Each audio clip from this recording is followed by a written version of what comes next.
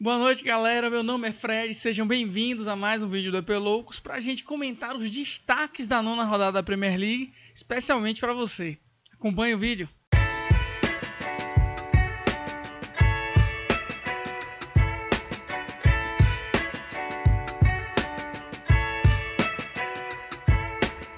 Fala, galera. Se você é apaixonado pela Premier League como eu, não se esqueça de deixar o like e se inscrever para poder acompanhar os próximos vídeos. E a crise no United continua, né? O time teve muitas dificuldades para bater o Sheffield, um dos times mais fracos da liga, e o fez com a contribuição de McTominay, que tem sido o herói aí das duas últimas rodadas. Casemiro não pôde jogar porque teve um desconforto depois do jogo da seleção. Foi poupado, McTominay jogou, acabou fazendo um gol importante, um belo passe de Bruno Fernandes, mais uma vez. É um dos poucos jogadores que a gente consegue aliviar as críticas dessa fase do United, né? Mas mesmo assim o time não consegue criar muitas chances, teve muita dificuldade. O Rashford continua mal. Casemiro, mesmo que estivesse jogando, a forma é muito ruim, a não ser que o United faça grandes transformações em termos de janela de transferências em janeiro, né? Trazer grandes jogadores, eu não sei nem se teria receita para isso, né? Depende muito nessa transição aí com o Radcliffe, quanto que ficará disponível para transferências, né? E quanto que será utilizado só para arrumar a casa. Então é difícil de imaginar que o Manchester United consiga se classificar para a Liga dos Campeões na próxima temporada. E o United precisou de um gol de Dalot de fora da área para poder sair com um resultado positivo, né? Então, para vocês verem a dificuldade que o time tem tido de vencer as partidas, né? Porque está dependendo de jogadores improváveis para poder vencê-las. Nottingham Forest e Luton Town. Que dificuldade que o Forest teve para poder fazer um resultado em casa, né? Contra também um dos piores times do campeonato. O time cedeu um empate. Aurier, um jogador experiente, pô, de PSG, jogador de Vila Real, de times grandes. O cara inventa uma cabeçada daquela no primeiro gol do Luton, que foi ridículo, né? O cara cabeceou o vento, todo esquisito, parecia um peixinho. Jogada lamentável, a torcida ficou furiosa com ele. E ali iniciou a reação do Luton, que acabou com o gol de empate de Adebayo.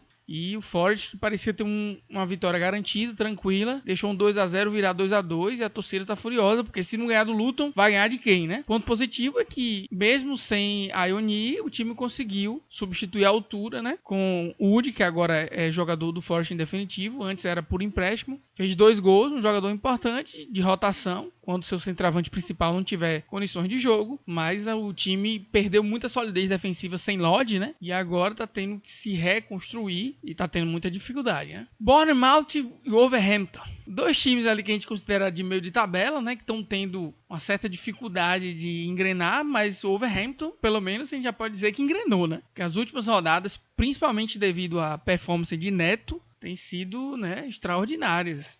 Neto tá jogando demais. Meteu bola no travessão. Teve um outro lance com uma jogada criada por Eth-Nouri, que é um lateral esquerdo, ali um ala esquerdo, muito habilidoso, né? Já havia uma expectativa muito grande da torcida com relação a esse jogador nas últimas temporadas. Sofreu um pouco com lesões e para poder ter minutos, mas agora, quando ele está tendo a oportunidade de jogar, você vê a habilidade que ele tem, a agilidade que ele tem com a bola nos pés, de trocar passes, de criar jogadas, o drible dele é sempre muito rápido, né? E aí ele fez uma jogada dessa, cruzou, Neto também acabou chutando para fora, não conseguiu marcar, mas Neto tá em todas, né? Na criação, chutando, então é um cara que potencialmente vai ter aí muitos gols e assistências durante a temporada. E claro, ele não tá sozinho, Matheus Cunha tá cada vez mais adaptado e agora fez um golaço com passe de Neto. E Hwang Hee-chan, né, o coreano, tá jogando demais. O passe que ele deu numa espécie de cavadinha para Khalid City foi espetacular, né? Tirou da marcação com um toque de classe e deixou o jogador livre para marcar. Então tá todo mundo ali apresentando o que se esperava, né? Pedro Neto, que já tinha uma expectativa muito grande na temporada passada, mais um jogador dessa geração portuguesa extraordinária. O time vai ter muito mais possibilidade de criar lances para que Matheus Cunha consiga concluir, né? Então a expectativa é que Matheus Cunha melhore seu desempenho para as próximas rodadas, e eu acho que o Wolverhampton não é mais um time ameaçado de rebaixamento como eu imaginava que seria no início da temporada, né? O cenário mudou graças à boa fase inesperada e excelente desses jogadores que eu citei. Brentford e Burnley, sem muitas surpresas, né? Aqueles caras que a gente já costuma citar como destaques do time continuam jogando muito bem. É o caso de Bemo, é o caso de Wissá. O entrosamento entre eles é fantástico. O Bemo fez um golaço, né? 3-0 contra o Burnley, que é um dos times, infelizmente, frágeis e que um dos grandes candidatos a cair, junto com Luton e Sheffield, né? Os times que subiram são os favoritos a cair. Mas o Brentford fez a parte dele, estava precisando, né? Primeira vitória dentro de casa e a torcida está um pouco aliviada agora, né? Porque já esperava esse resultado há um bom tempo. Liverpool e Everton é um clássico que há muito tempo não é mais equilibrado, né? E uma boa participação de Luís Dias, né? Voltou, ele estava um pouco apagado nas últimas partidas. Nessa ele teve contribuições importantes, sofreu o pênalti para o primeiro gol de Salah. Fez a jogada que forçou a expulsão de Ashley Young e é um jogador que está se movimentando muito bem e criando as jogadas que a gente esperava que ele fosse criar no início da temporada, mas teve um pouco de dificuldade. É um cara que veio de uma longa lesão, era natural que ele demorasse um pouco para pegar ritmo, mas parece que agora ele está voltando à sua melhor fase. E outro destaque é Darwin, né, que voou nas eliminatórias europeias, fez gol nos 2 jogos, inclusive contra o Brasil, deu assistência. Tem crescido cada vez mais. Eu acho que essa temporada que ele vai explodir. Foi até poupado um pouco, exatamente porque estava cansado da viagem. Entrou no segundo tempo, deu a outra assistência para o gol de Salah. Eu acho que o time ideal do Liverpool tem que ter Darwin Núñez, né? Eu sei que tem Gakpo, que está até machucado nesse momento. Eu sei que tem Jota, tem outras opções. O time está recheado de opções na frente. Luís Dias, que também deve ser titular, mas o meu trio seria Salah, Darwin Núñez e Luís Dias na esquerda, sem dúvida alguma. Manchester City e Brighton. O Brighton a gente imaginaria que poderia assustar o City, mas esse início de temporada tem sido muito irregular, né? Vale destacar uma boa participação de Mitoma, que às vezes conseguia criar umas jogadas interessantes ali pelo lado esquerdo. Muita qualidade, né, no drible, muita velocidade. Quem tem que marcar ele por ali tem muita dificuldade, inclusive no lance do gol, né? O gol de Fati. Walker, que é um cara que já marcou Vinícius Júnior, né? E de forma bem sucedida, já marcou um dos melhores atacantes do mundo, teve dificuldade de marcar Mitoma, exatamente por ter essas características, né, de qualidade de drible, como a gente já comentou num vídeo específico aqui do canal, você pode dar uma assistida aí quando tiver um tempinho. Mas enfim, é um time que oferecia um certo perigo, principalmente nos contra-ataques, por ter esses jogadores de maior velocidade nas pontas, principalmente depois que Ansu Fati entrou, só que o City, tendo jogadores como Haaland e Álvares para poder conferir, é muito difícil de ser batido, né? Ainda mais jogando em casa. Esperava mais, inclusive. E a tendência é que o City jogue muito mais, principalmente porque alguns jogadores importantes estão voltando, né? Rodri voltou de suspensão. Stones também está voltando agora de lesão, que pode também não somente ajudar na defesa, mas na volância, até porque, sinceramente, Kovacic eu nem entendi muito bem a contratação. Não conseguiu se firmar. Matheus Nunes, que talvez fosse o favorito ali para ser titular, até teve algumas boas partidas recentemente, mas ainda precisa de maior tempo para se entrosar. É muito difícil de substituir jogadores da qualidade de Gundogan, Mahrez. Então vamos ver como é que Guardiola vai montar esse time agora que seus principais jogadores, com exceção de Bruyne, estão disponíveis, né? Mas claro que o City só vai estar a todo vapor quando o Bruyne estiver voltando em meados de dezembro ou início de janeiro. Vale destacar a participação de Doku, né? Porque ele tem jogado recentemente na posição de Grealish, que começou mal a temporada, sem ritmo, meio que de ressaca da temporada anterior. Doku é um jogador de muita habilidade e movimentação. Estilo Mitoma, né? Um jogador que muda de direção com a bola no pé muito rapidamente e consegue se livrar da marcação para poder fazer uma bela jogada que serviu como assistência para o gol de Alvarez, que nem pegou muito bem na bola, mas suficiente para poder tirar do goleiro. E Haaland, aquela pressão característica dos grandes clubes hoje, né? Todo grande clube tem que pressionar o time adversário no seu campo de defesa, e nessa pressão feita ali por Bernardo Silva e Haaland, a bola acabou sobrando para ele, marcou com muita categoria. Haaland, que inclusive teve uma outra oportunidade, né? Steele fez uma bela defesa, mas no modo geral o City tem tido dificuldades para poder criar jogadas para Haaland, né? Ele tem sido pouco municiado, devido principalmente, obviamente, à ausência de De Bruyne, mas é uma preocupação que o City tem qualidade suficiente para poder corrigir. Não sei se a introdução de Grealish no meio, né, como um armador, enquanto o Bruyne não volta, mas o fato é que Haaland tem tido poucas oportunidades. Nas duas principais que teve, uma ele fez o gol, a outra ele deu um chute importante e Chilwell fez uma bela defesa. Vale também destacar a opção do Brighton de colocar Milner na lateral direita, né? Claro que é de se entender que o time tem uma carência ali naquela posição, né? Muitas vezes improvisava Caicedo, muitas vezes improvisa Gross também naquela posição de lateral direito. Agora colocar um jogador como o Milner nessa idade para poder marcar um Doku da vida, né? É uma tarefa muito difícil. Newcastle Crystal Palace, mais uma goleada do time de Eddie Howe, um técnico que eu acho brilhante, né? Um dos melhores da Premier League. A forma como ele consegue fazer com que seus jogadores subam de patamar, desempenhem num nível muito acima do que no restante das suas carreiras, é algo fantástico. E essa goleada prova mais uma vez que mesmo sem ter jogadores brilhantes, o treinador consegue fazer o time render, né? Aí você tem o caso de Almiron, que pode ser poupado porque vem cansado da seleção. Isaac também estava fora, não poderia fazer a ponta. Aí ele coloca Murphy naquela posição de ponta direita e o cara brilha, né? Fez um golaço logo no início da partida, deu uma assistência interessante a Gordon logo depois. E um cara que participou demais na criação das jogadas. E você ter pontas tão velozes, né? Até mais velozes do que os do Brighton, que eu estava comentando antes. É uma arma letal para um time como o Newcastle, que muitas vezes joga, inclusive, no contra-ataque. Então, Murphy é extremamente veloz. Gordon, do lado esquerdo, também é muito veloz. Tem a opção também de usar o Miron, que, apesar da idade, ainda é um jogador veloz. Então, no contra-ataque, é um time fatal.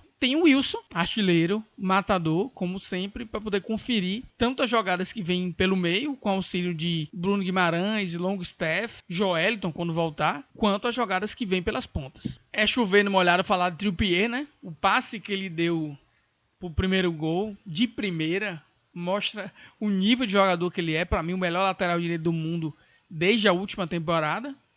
E vale destacar também a falha de Guerri, né? Do zagueirão, muitas vezes capitão do time do Palace, um cara que já teve passagem pela seleção inglesa, é um jogador importante, mas que teve uma falha grotesca que acabou gerando o gol de Longstaff, né? E ele que inclusive teve chance de se redimir lá no segundo tempo, mais pro final da partida, a bola sobrou para ele dentro da grande área, ele isolou, então ficou só como vilão, não foi daquelas histórias de vilão que virou herói. E Gordon, como eu já tinha falado, né, continua o seu crescimento incrível nessa temporada, né? Na última, ele foi contratado do Everton e tinha poucos minutos, né? Era colocado só no finalzinho do jogo, uma contribuição pequena, mas ele estava sendo adaptado ali o estilo de Howe para que nessa temporada ele virasse um titular absoluto, né? E claro, a infeliz lesão de Barnes, uma lesão longa, fez com que ele ficasse praticamente sem concorrência, né? Chelsea e Arsenal, né? Um clássico de Londres, os times em momentos históricos e também da temporada completamente distintos. Pochettino, que enfim está conseguindo ajustar o time, né?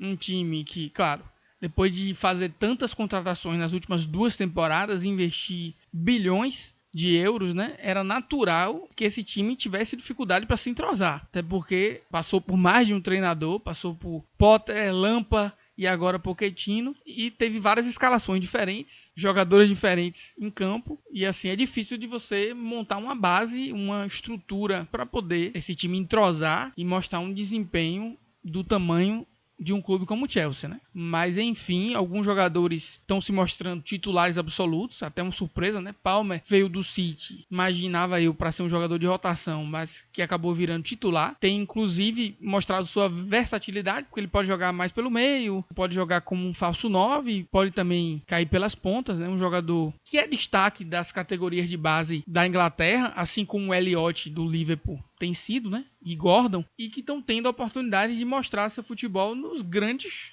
clubes da Premier League, né? Elliott no Liverpool, Palmer agora no Chelsea e Gordon no Newcastle. Como essa base do time já está sendo montada com titulares absolutos, né? Sterling titular absoluto, Cole Palmer tem sido titular absoluto, o meio de campo, que é um dos mais promissores da Premier League, com Gallagher que está jogando muito bem, né? Tem sido um destaque desde o finalzinho da temporada passada. Aí você tem a solidez trazida por Moses Caicedo, um Enzo Fernandes, que é um dos melhores meio-campistas do mundo, né? Pelo menos um dos melhores meio-campistas jovens do mundo, campeão do mundo com a Argentina, fundamental naquele finalzinho do torneio com a Argentina. E você ainda tem a possibilidade de Lavia, né, que tem ficado fora do time por lesão, entrar nesse time e dar mais uma opção para o meio-campo, né? Então, com um meio-campo consolidado, com a defesa consolidada, né, por enquanto com Thiago Silva e Cole Will, né? Cole Will que tem um futuro brilhante, jogava demais pelo Brighton, joga tanto de zagueiro quanto de lateral esquerdo. Cucurella está jogando muito melhor do que na temporada passada, com mais confiança, marcando muito bem, tá até criando menos, né? Porque os pontas são, no time de Pochettino, mais responsáveis por essa criação. E como opção nas pontas você tem Madueke, que em alguns jogos foi titular do Chelsea nessa temporada, né? Mas que nesse momento tem sido opção. Mais um jogador dessa grande geração da seleção inglesa, né? Das divisões de base, que ganhou o campeonato agora europeu, sub-21. Enfim, é um time que agora tem cara. Palmer muitas vezes jogando pelo meio, assumindo responsabilidade, cobrando pênaltis, e teve até uma discussão ali com o Sterling, né, em relação a quem cobraria. Enzo Fernandes teve que intervir, tomando uma posição de liderança no time e definindo que Cole Palmer seria o cobrador, né? Então é um time que está se encorpando, é um time muito jovem, um time entre os titulares ali mais jovem da Premier League, que por isso é um time muito promissor. Para essa temporada eu não sei, devido ao início ruim que teve, se vai ter condições de alcançar os grandes favoritos, né? City, Liverpool, Tottenham e Arsenal, mas para os próximos anos o time do Chelsea tende a voltar a ser um dos grandes, como a gente está acostumado a ver. E com relação ao Arsenal, enfim, escalou o melhor trio ali de ataque, né, com Gabriel Jesus, Martinelli e Saka, mas Martinelli voltando de lesão, não está na sua melhor forma por causa disso. Odegaard teve uma partida muito abaixo, na minha opinião. Gabriel Jesus também, a expectativa é que ele renda muito mais. E Trossard tá pedindo passagem, né? Entrou no segundo tempo, fez um golaço. Fica a expectativa se Arteta vai insistir com os 3 titulares para dar ritmo, para dar entrosamento, ou se vai dar uma chance a Trossard para jogar de repente como um ponta, ou deslocar Gabriel Jesus para uma das pontas e colocar Trossard como um falso 9, ou para não ter que tirar Martinelli, para não ter que tirar Jesus, colocar ele como meio campo, né? Talvez naquela posição que Havertz fazia e acabou indo para o banco, né? Como ele desempenharia naquela função. Agora, é um jogador que para boa parte da torcida existe o entendimento de que rende muito melhor vindo do banco do que sendo titular. Mas é verdade que ele teve poucas oportunidades de jogar como titular também, né? Então, quando você tem uma amostra muito pequena de jogos de Trossard como titular, fica difícil de rotular o jogador como um jogador que só rende como um super sub, né? Como eles falam. Como um jogador que vem do banco de reservas. Até porque no Brighton ele era titular absoluto e jogava muito bem, né? Talvez seja a hora também de dar uma oportunidade para Trossard e de repente descansar, priorizando Martinelli ou Saka para a Liga dos Campeões, né? Agora, claro que um dos pontos de destaque desse jogo foram os goleiros, né? Tanto Raya e a sua insegurança, que a gente já tem comentado aqui em outros vídeos, como o Sanches na entregada que ele deu para o golaço de Rice, né? Não é fácil bater aquela bola de primeira como o Rice bateu, com tanta qualidade, tirar do goleiro ali sem chance para ele defender. Mas obviamente que o destaque desse lance é a entregada de Sanches, né? E o caso de Raya, né? Tomou aquele gol de Mudryk. Obviamente, apesar dele ter falado que foi um chutamento, né? Foi ali um meio termo entre chute e cruzamento ali, obviamente foi um cruzamento. Não existe isso da pessoa tentar fazer o meio termo. Aproveitou a oportunidade que Raya estava fora do gol. E também essa questão de Raya saindo com os pés tem mostrado insegurança algumas vezes. Ele é melhor do que o Ramsdale nesse quesito, mas eu acho um risco desnecessário, né? Agora a discussão em cima dos goleiros, Raya e Ramsdale, hoje é maior do que nunca, né? E eu acho que os últimos jogos, os últimos erros de Raya, a insegurança que ele tem demonstrado, já são um motivo muito maior para trazer Ramsdale de volta do que a justificativa que foi dada por parte de Arteta quando tirou o Ramsdale de sua titularidade, né? Então agora há muito mais motivo para poder trocar do que quando o Raya entrou, né? Vale destacar também que mesmo quando o Saka está um pouco apagado, ele acaba dando aquela assistência no final da partida, né? É a qualidade do jogador que ele se tornou, né? Um dos melhores pontas da Premier League. Porém, ele foi muito bem neutralizado pela zaga do Chelsea, né? Tanto Gabriel Jesus, quanto Martinelli, quanto Saka foram muito bem marcados durante toda a partida. Thiago Silva, mais uma partida sólida. Cole Will jogando cada vez melhor. Reece James está voltando, deve assumir a titularidade, então o Chelsea está cada vez mais consolidado e agora vai tentar tirar o prejuízo das rodadas iniciais. Aston Villa e West Ham. Aston Villa é um dos times que mais dá prazer de assistir na Europa, né? O Aston Villa é um time que merece todos os nossos elogios. O trabalho do Naemi desde o finalzinho da temporada passada é algo completamente espetacular, né? Fora da curva. É um time que se reforçou, já era bom, se reforçou. Os dois laterais são dos melhores da Premier League, né? Cash e Dinheiro. Tem Alex Moreno, outro lateral esquerdo, que jogou muito bem na temporada passada, que tá voltando de lesão. Tem a opção de Tielemans no banco, que de vez em quando entra, deu assistência nesse jogo. Meguin jogando muito bem. Douglas Luiz, talvez a melhor fase da carreira, né? Incrível como esse cara ainda não foi convocado, né? E lá na frente, né, a participação de Diaby, o Watkins, é algo que tira o fôlego do torcedor do Aston Villa e do torcedor como eu, que aprecia um bom futebol da Premier League, independentemente do time que apresenta esse futebol, né? Agora só não pode perder o Watkins, né? Que centroavante fantástico. Um dos melhores centroavantes da Premier League. Talvez um dos melhores jogadores dessa temporada da Premier League. Os números dele são fantásticos, né? 8 assistências, 5 gols em 9 partidas. E o Watkins é muito mais do que um goleador. Aquele gol que ele recebeu o lançamento ainda do campo de defesa, dominou, deu uma pedalada e chutou uma bomba pro gol, sem condições, né, de defesa para Ariolar, né? Teve um outro lance no jogo que ele fez uma tabela, meteu um toque de calcanha. O Watkins é muito mais do que um mero fazedor de gols, né? Não é à toa que ele tem sido convocado para a seleção. Aquela pedalada dele lembrou a ginga dos jogadores brasileiros, né? O Aston Villa tem uma sequência bem tranquila aí nas próximas rodadas e vai incomodar Arsenal, vai incomodar Liverpool e City, viu? Podem esperar. Pobre Ariolar. Naquele primeiro gol do Douglas Luiz, foi uma falha, né? Chute fora da área, tudo bem que tinha gente na frente. O gol de Bailey, né? Sem chances de defesa também. Que drible que ele deu na área, né? 4-1 não é um resultado que reflete bem a diferença entre os dois times na partida. O West Ham foi competitivo, né? Tem tido uma boa temporada, tem sido competitivo. O Paquetá tá jogando muito. A torcida adora ele, né? Desfila também dentro de campo. Mais um jogador que não pode ficar fora da seleção. Eu sei que tá sendo investigado. Mas é aquela coisa, né? Pra mim, o cara tem que ser afastado se for considerado culpado, né? Se ele tá jogando no West Ham, tá desempenhando bem, ele tem que estar jogando pela seleção. Ainda mais agora que Neymar se machucou, eu não vejo muita gente que pode fazer aquela função melhor do que Paquetá, não. Bowen, que fez o gol, continua jogando muito bem. É um time ajustado, tem jogadores interessantes. Se mostrou competitivo em alguns momentos da partida. No finalzinho do primeiro tempo e nesse momento ali após o gol, conseguiu criar uma pressão, mas de uma maneira geral o Aston Villa controlou o jogo e tem mais qualidade para poder finalizar as jogadas criadas. E por último, Tottenham versus Fulham, mais um grande jogo do líder da Premier League, mais uma prova de que Ange Postecoglou é o melhor treinador da Premier League hoje. Inclusive, ele acabou de quebrar o recorde de pontos nas suas 9 primeiras rodadas de Premier League, né? Ninguém nessa era da Premier League conseguiu fazer mais pontos em seus primeiros 9 jogos na competição do que Ange Postecoglou, que acabou de chegar a 23 pontos em 9 rodadas. Isso não é sorte, é uma revolução que um treinador que perdeu seu principal jogador conseguiu fazer a um time que muitos, inclusive eu, achavam que sem Harry Kane não conseguiria nem classificar para um torneio europeu. E daí, a gente não sabe como é que vai ser até o final da temporada, mas por enquanto está firme e forte, brigando pelo título e tem que ser considerado como um dos favoritos ao título pelo que está jogando, né? Maddison, para mim, é um dos principais jogadores da temporada. Mais uma excelente partida para variar, um gol importante, criou diversas jogadas para Son e acabou perdendo. Son acabou fazendo um golaço também com assistência importante de Richarlison que tem melhorado seu desempenho, mesmo jogando ali fora da posição que joga na seleção brasileira, né? No Tottenham ele tem jogado mais como um meia esquerda, ali um ponta esquerda, e tem, enfim, desempenhado no nível que a gente espera, né? Eu acho que muita gente fala mal do Richarlison, fala que é um jogador grosso.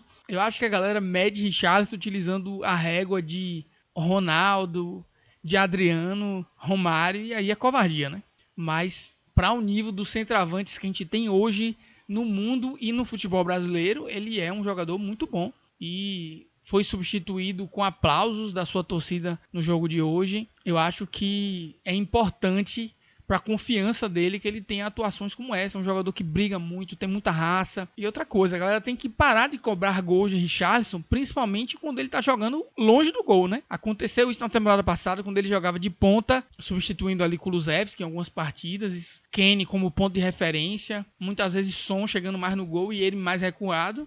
E agora, mais do que nunca, Son tá jogando mais à frente e ele tá jogando pelo lado esquerdo, criando jogada para Son, para Maddison. Então, a expectativa dele é outra, né? Ele tá ajudando o time, ele tá lá para contribuir. E hoje ele deu uma assistência fundamental para o gol de Son. Que batida de Son, né? Lembrou os velhos tempos de Heung-min Son. Essa má vontade que a galera tem com o Richarlison, que ele deveria estar longe da seleção brasileira, eu acho bem desproporcional. Inclusive, nas opções que a gente tem hoje, eu acho que ele merece sim convocação, né? Agora, ele não tem que ser cadeira cativa, né? E eu acho que nesse momento ele não merecia titularidade. Mas de uma maneira geral, ele merece pelo time que joga, pelo nível que apresenta. Ainda mais agora se ele engrenar bons jogos, tá sempre ali sendo lembrado para a seleção brasileira. Acho um processo natural. Só para finalizar o vídeo, eu queria falar sobre essa geração inglesa, né? A Inglaterra, se tivesse um treinador de ponta, seria, sem dúvida alguma, o principal favorito para ganhar a Copa do Mundo. Tete a tete com a França, né? Mas em termos de elenco, inclusive a Inglaterra tem mais. Na defesa é Tomori, Stones, lateral direito para escolher, né? Trippier. Se você quiser alguém mais ofensivo, Trent, Alexander-Arnold, você tem Reece James que está voltando. Só aí você já poderia argumentar que são os 3 melhores laterais direitos do mundo jogando pela seleção inglesa, né? Do outro lado você tem Luke Shaw, que antes de machucar estava jogando uma barbaridade. Você tem a opção de colocar Trippier jogando pela esquerda também, ele joga muito bem naquela posição. Além disso, você tem outras opções para a zaga, como o próprio Guerri, que acabou falhando nessa rodada, mas é um zagueiro interessante. Você tem Mings, você tem diversas opções naquela posição. Maguire, né, que eu não convocaria, mas Southgate insiste em convocar. E aí, do meio para frente, nem precisa falar, né? Você tem Rice, Sterling e Rashford que ainda apresentam muito e tem a nova geração, com Foden, com Palmer, com Madueke, com Elliott. E talvez já seja a hora da seleção da Inglaterra passar a jogar com 2 centroavantes, né? Uma seleção que tem